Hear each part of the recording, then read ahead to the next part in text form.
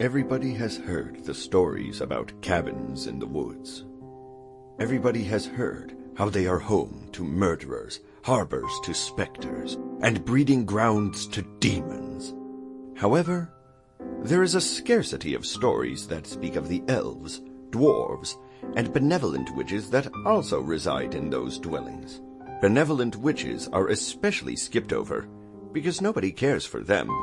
At least, that's what Sarah Mary and Anwen Lowe, two witches in a cabin, believed until that little princess came into their lives. Sarah Mary, have you seen Sarah? Nay, Anwen, I haven't seen the demon in days. Don't refer to her as such an abhorrent thing. She's finally gotten a hold on the Oculus. You must give her some credit for it. Just because she has the bull by the horns now doesn't mean that it never attacked. You truly are a pessimist.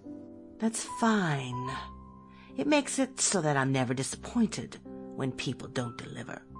Anwen gazed towards the door as it swung open, and in trudged a young lady with dirt on her shoes and wrinkled papers in her arms. Miss Anwen, Miss Sarah Mary, I'm so sorry to not have come back for quite some time. That was a horrid stunt you pulled, Sarah. We were worried sick. Actually, Anwen was worried sick. I couldn't have cared less. Oh, please listen. I was at a church, and I met the most wonderful boy. Please, spare me the details. I find the beginnings of love stories to be especially tedious. Won't you listen? Just for a moment? He was so kind, so gentle. And look at all these poems he wrote for me. Kind, gentle, wrote you poems. Sounds to me that he just wants to knock you up, then leave you. Sarah Mary, please! I don't particularly care for this conversation either, but don't say such vulgar things. He wouldn't do such a thing to me. He was a gentleman. And I'm the goddess Astraea. Speak of the devil. A soft, radiant light could be seen gradually spilling into the room from the heavens. There was a greater presence, and it caused the three women to tremble against their will. Quit your games, Astraea. What do you need from us? Then the trembling in the women ceased, and the voice of purity rang through the room. Listen closely, my dear children. The goddess Astrea was a familiar friend to Sarah, Anwen, and Sarah Mary. The deity had been observing Sarah's oculus necrosis closely since the day she was born from her mother's womb. Such a power of the eyes allowed Sarah to resurrect the deceased and to see the tragedies coming in the future. With such an ability, there would without a doubt be people, immortals, and gods alike trying to harness the power. Astrea felt that it was her duty to protect Sarah from each adversity, especially one threat in particular. Perilos Eden. Astraea, please don't chastise me too. No, my child. I'm not here to lecture you. I'm here with some calamitous news. Don't tell me. Did Perilos actually? What? Astraea, what's going on? Your mother and father, King Nathaniel and Queen Catherine, I'm so sorry, little one, but your parents have been killed.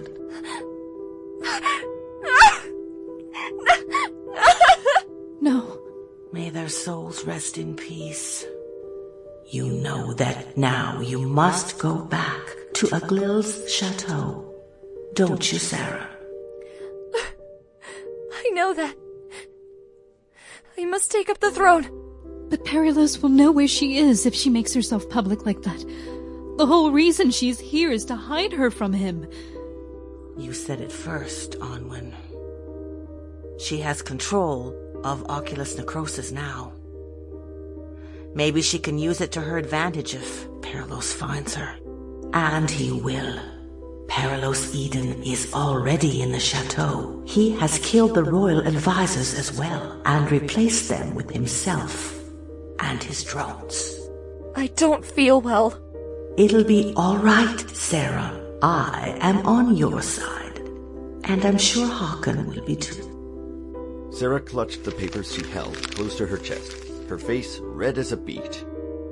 She had forgotten that Astrea was an omniscient being, and nothing could be hidden from God. The iridescence of the holy light faded from the room as Astrea departed, leaving Sarah in an embarrassed stupor. Håkon, huh? Is that your boy's name? Yes, Miss Sarah Mary. That is his name. We don't have time to talk about love right now. You have to get yourself moving to the chateau. You hear? Yes, ma'am. I can't believe this! Quit your crying, girl. There's nothing to be done about it now. Might as well pack your things and get moving. Princess Sarah has just lost her parents. Please be a bit more gentle. Poor little Sarah's lost her parents. So what? We lost ours when we were even younger than she. You didn't see me crying like that then. But you cried like a lost child when Evadne disappeared. You have no right to lambast me for my tears. The clap of a palm against flesh echoed throughout the room. Then there was dead silence. The young princess stared directly into Sarah Mary's cold eyes, her hand on her reddening cheek. Don't you dare speak of my baby Evadne in such poor taste. My apologies, Miss Sarah Mary. Save your sorries and pack your things. The rest of the day was spent with Sarah gathering her belongings. The princess didn't have much in the cabin. Just some clothing and a few knickknacks here and there. Once all the items were secure in a bag, Sarah Mary and Onwin spoke their farewells as the young princess walked out the door of the cabin. Walking to the back side of the structure, Sarah saw her horse within its pasture, gnawing at the grass. The creature was majestic, tall, and sleek black with a long, shining mane. Sarah cooed to the beast before mounting it, ordering it forward and beginning her voyage to the Chateau of Aglil. It won't be long now. Sarah arrived at her destination within 2 days and 2 nights. Dismounting her horse, Sarah let the stable girl take it before she entered the chateau. The princess didn't remember the interior of the building from her childhood. It was like she was stepping inside for the first time. Sarah was awestruck by the voluminous room she stood in. Marble pillars touched the ceiling. Portraits of past monarchs lined the walls.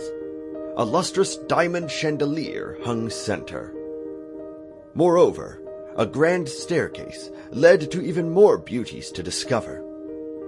However, not even the joy of finally being home could shake the sickening fear that had been plaguing Sarah for the entirety of her journey. Today, she had no choice but to face Perilos Eden. You've arrived, little princess. I haven't seen you in so long. My, how you've grown. A figure trotted down the staircase, adorning dark robes. His smile conveyed excitement, yet the expression was teeming with sinister intention. Perilos, I will never forgive the crimes you have committed. I'm not looking for your forgiveness, Sarah. I'm looking for your eyes. You want them so badly. I know that. You want to raise the dead to serve you. You want to have omniscient knowledge of future calamities. You want to become a god of chaos. That won't happen. Astraea told you, didn't she? Pity. I was hoping that you'd have to figure it out for yourself. That conniving hag, thinking that she can control my plans. I was her seraphic servant once, but never again. Soon, she will be serving me. Stray will never fall to you! What a bold statement from a naive little princess. Oh, I'm sorry. Naive little queen. Mother. Father. Aw, not so bold now, are we?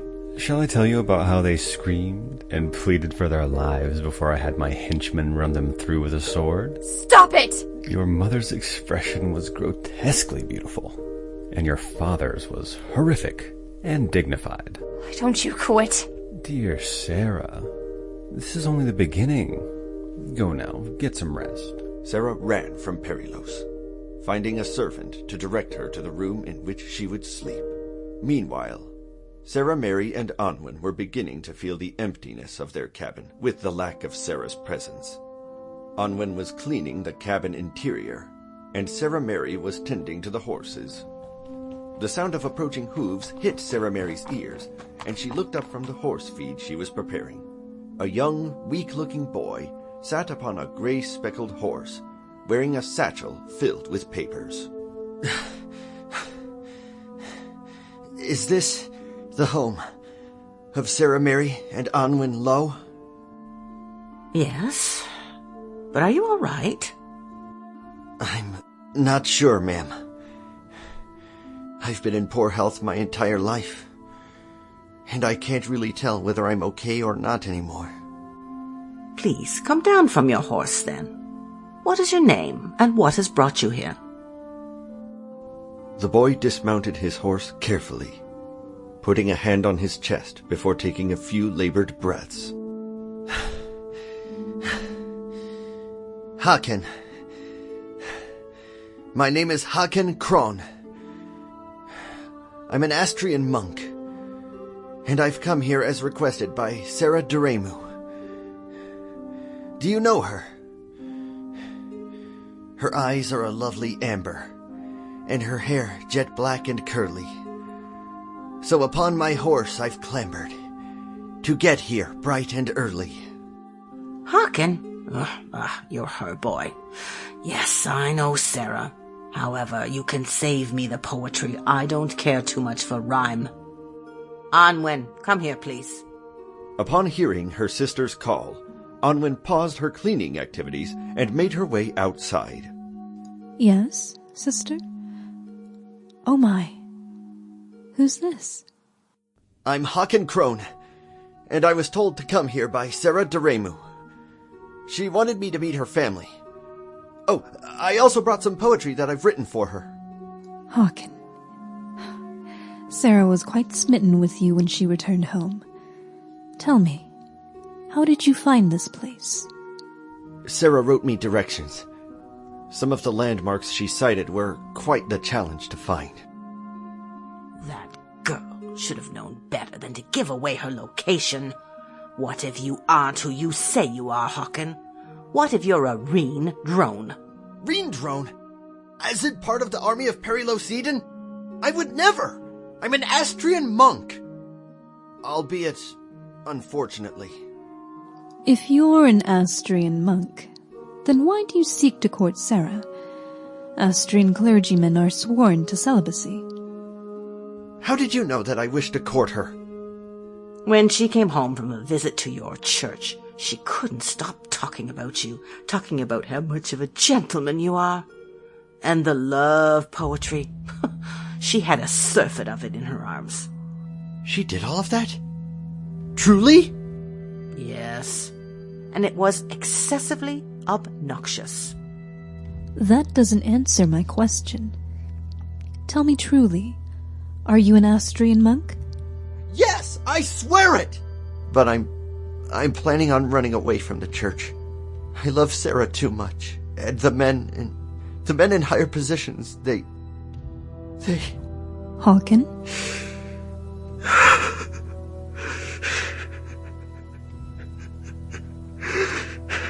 You poor, innocent child.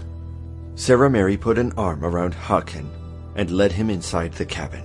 Anwen directed his horse to the pasture before following suit. Then the two witches showed Haken to Sarah's old bedroom, wrapping him in a quilt. I haven't seen Sarah in the time I've been here. That's because she no longer lives here. What? She didn't lie to me, right? No, she didn't. I'm sure you've heard of the deaths of King Nathaniel and Queen Catherine by Perilos's planning. I also guarantee that as an Astraean monk, you've heard the tale of their missing princess, who lives among priests. Of course I have. Why? The tale of their princess among priests is a myth. However, the untold story of their princess among witches is fact. Sarah Mary and I are benevolent witches, and Sarah Deremu, Aglil's missing princess, lived with us. I can't believe it. Sarah's a princess? Was a princess. Sarah has returned to Aglil's chateau to claim the throne as queen. But you just said that Perilos Eden killed the king and queen! Therefore, he must be there too. No. Sarah's not safe there. But there's still one thing I don't understand. What is it, dear boy? Why did he kill them? That's a question that has a very complicated answer, and it isn't our story to tell. You should go to Aglil's chateau and ask Sarah herself. No. I won't make that trip simply to ask a question that is none of my business. However, I will make that trip to ask for Sarah's hand in marriage. To ask for her hand? Hawken, you haven't known her long enough for that. A union between Sarah and Hawken is meant to be. How long have you been listening, Astraea? God is always listening, Sarah Mary. Astraea, did you arrange for Sarah and Hawken to fall in love? No, that was arranged by nature. You should know me by now. I don't meddle in the emotions of my children. Hawken loves Sarah, and I know that Sarah loves Hawken. Thank you, my goddess. So go, Hawken. Leave the church. Make Sarah your bride. You've loved me for so long. You've been so devoted. We've spoken on many occasions, and I listened to you as you obeyed me. Therefore, I will reward your loyalty. The clergymen don't deserve you, but you and Sarah deserve each other. I am yours, Astraea. I will do as you command. Then go, boy. Perilos already is tightening his grip on your lover. You heard her. Go, Hawken. With a smile, Hawken nodded to Anwen and thanked each woman for their time. Then he left the interior of the cabin and mounted his horse. Hawken departed, his voyage to the chateau taking just as long as Sarah's, 2 days and 2 nights. When he did arrive at Aglil's chateau, Hawken halted his horse before the immense structure. I guess this is it. Who the hell are you? Hawken, startled, glanced in the direction where the gruff voice had come from. There he saw a man, tall and burly, seemingly trying to intimidate Hawken with his impressive height. My name is Hawken Kron. And you are? Down now low. What business do you have here, boy? If I may ask, are you in a position of authority? If not, then I am not obligated to tell you of my reason for being here.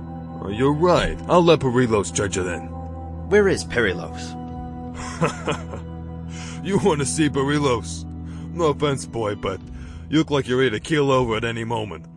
Do you really think you could stand up to Perilos Eden? Who said anything about standing up to him? Yeah, I could hear that defiant spirit in your voice. You want to drive him out of here, don't you? That's part of my goal, yes. And the other part? I want to ask for Queen Sarah's hand in marriage. Oh, that's ambition right there. Yeah, it won't work out, I guarantee it. Who's to say that it won't? The sound of light feet running down the front staircase of the chateau's facade could be made out. Sarah met the 2 men where they stood, one on foot and the other on horseback. Get back inside, Sarah. Quiet, Darnell. You hold no power over me. I said get back inside. I refuse. I will do what's best for me. You rebellious little wench. As Darnell raised a hand to Sarah, Hawken dismounted his horse in order to fall on top of him. Don't you dare lay a hand on her! Darnell was not fazed by the impact. However, his attention was averted when he saw Perilos Eden descending down the steps. A fight? Did you cause this, dear Sarah? I didn't cause anything. Darnell raised a hand against me. And then... You really do cause so much trouble, little girl. Who is this boy, anyway? None of your... The boy who will make it so that you never hurt another soul again. Feisty, are we? It seems we'll just have to crush your spirit. Darnell, go inside and prepare my tools. Tools? Please, leave him alone. Gladly, sir. It will be a treat to see the hope drain from this whelp's eyes. With that, Darnell retreated inside of the chateau. Sarah shook with apprehension, but Haken stood steadfast. He wouldn't show Perilos any sort of fear, for that was what Perilos wanted. Instead, Haken decided to face the future with his head held high. This is your fault, my tiny queen.